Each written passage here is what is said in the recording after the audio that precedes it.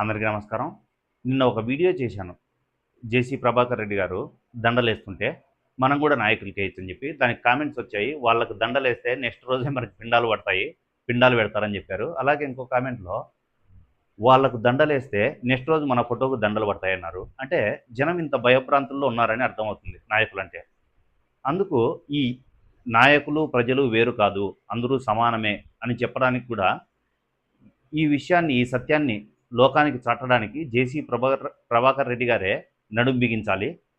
జనం వేరు కాదు, నాయకులు వేరు కాదు, నాకంతా సమానమే అని చెప్పే చర్య ఒకటి. ఏంటంటే తాడపత్రిలో మెడికల్ కాలేజ్ లేదు. ఆ మెడికల్ కాలేజీని మీరు అడగండి మీ పై నాయకుల దగ్గరికి వెళ్ళి. వాళ్ళకి దండేసి అడగండి. లేదయ్యా తాడపత్రికి రాదు, చిన్న చిన్న ఊరు అన్నారనుకోండి, స్వీట్ పెట్టండి. అప్పుడు ఓ మాట చెప్పండి, కుప్పంలో ఎలా వచ్చింది సార్ మెడికల్ కాలేజు ఫీజుది, మరి పులివెందల్లో ఎలా వచ్చింది సార్ అని అడగండి. స్వీట్ పెట్టి ఈ చర్య చేస్తే కనుక మీరు అందరినీ సమానంగా చూసినట్టయితుంది. నాయకుల్ని, జనాన్ని ఇద్దరు ఒకటే, నేను ఈక్వల్ పర్సన్, నేను సమాజంలో అందరినీ ఈక్వల్గా చూస్తున్నాను అనే మెసేజ్ ఇచ్చినట్టయితుంది. లేదంటే జనం ఏమనుకుంటారంటే ఏదో డబ్బు లేని వాళ్ళని, అధికారం లేని వాళ్ళని, బీదా బిక్కిని ఇట్లనే బెదిరిస్తా అంటాడు ఈయన చేసే పనులు మామూలే అనుకుంటారు.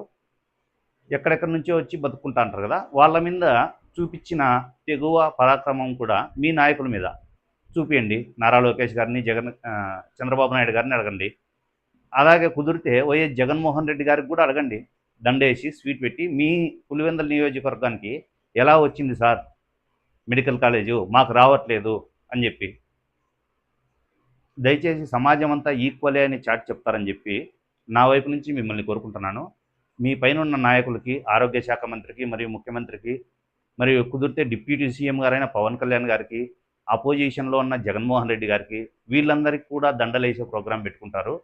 సమాజంలో నాయకులు, ప్రజలు వేరు కారు, అందరూ సమానమే అనే సత్యాన్ని మీరు చాటి చెప్తారని కోరుకుంటున్నాను. నమస్కారం సార్.